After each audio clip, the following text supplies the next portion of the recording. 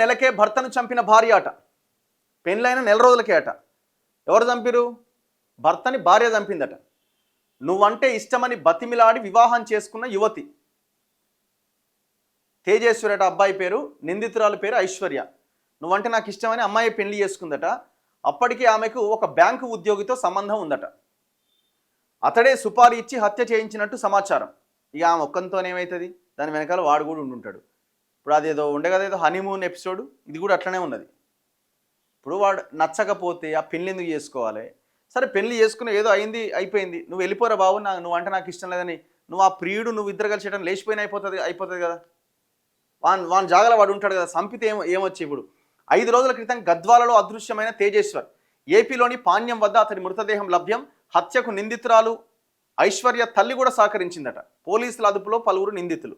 ఏం లాభం? ఇప్పుడు అంతా ఇది కేసు పూర్తిగా తేలే కేసే, ఇది ప్రూవ్ అయ్యే కేసు. ఇంక దాంట్లో ఏం చెప్పడానికి కూడా అవకాశం లేదు, దాన్ని తప్పించుకోవడానికి కూడా అవకాశం లేదు. ఇక మీరు మొత్తం జైల్లో ఉండి సగం జీవితం అంత సంకనాకిన తర్వాత బయటికి రావాలి. అయిపోయా, లైఫ్ కొలాప్స్ కదా. దేశవ్యాప్తంగా సంచలనం సృష్టించిన మేఘాలయ హనీమూన్ మర్డర్ తరహా ఘటన రాష్ట్రంలోని జోగులాంబ గద్వాల జిల్లాలో వెలుగు చూసింది. నువ్వంటే నాకు ఇష్టమని కన్నీరు పెట్టుకుని ఒక యువకుడిని నమ్మించి పెళ్లి చేసుకున్న ఒక యువతి పెళ్లైన నెల రోజులకే భర్తను హత్య చేయించింది. పెళ్లికి ముందే ఒక బ్యాంకు ఉద్యోగితో ఆమెకున్న సంబంధమే ఈ హత్యకు కారణంగా తెలుస్తోంది. సదరు బ్యాంకు ఉద్యోగి కొందరికి సుపారీ ఇచ్చి నవవరుడికి హత్య చేయించగా 5 రోజుల క్రితం గద్వాలలో అదృశ్యమైన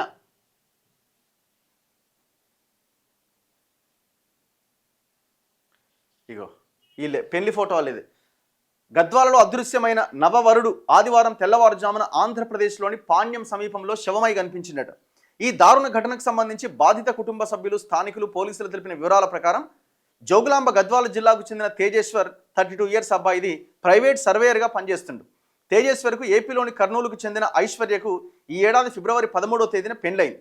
పెళ్లికి 5 రోజుల ముందు ఐశ్వర్య కనిపించకుండా పోయింది. కర్నూలులోని ఒక ప్రముఖ బ్యాంకుకు చెందిన ఉద్యోగితో ఆమెకు సంబంధం ఉందని, ఐశ్వర్య అతడి వద్దకే వెళ్లిపోయిందని అంతా అనుకున్నారు.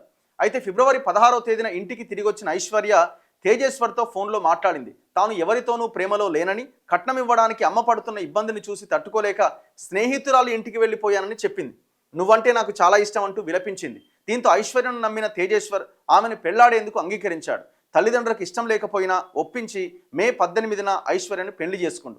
ఐశ్వర్య భర్తను పట్టించుకోకుండా నిత్యం ఫోన్లో మాట్లాడుతుండడంతో పెళ్లైన 2వ రోజు నుంచే ఇరువురి మధ్య మనస్పర్ధలు మొదలైనవి. ఈ క్రమంలో జూన్ 17వ తేదీన తేజేశ్వర్ అదృశ్యమైంది. అతడి సోదరుడు పోలీసులకు కంప్లైంట్ చేసిండు. ఆ తర్వాత 5 రోజులకు ఆదివారం ఉదయం ఏపీలోని పాణ్యం సమీపంలోని సుగాలిమెట్ట జమ్ములో తేజేశ్వర్ మృతదేహం పోలీసులకు దొరికింది.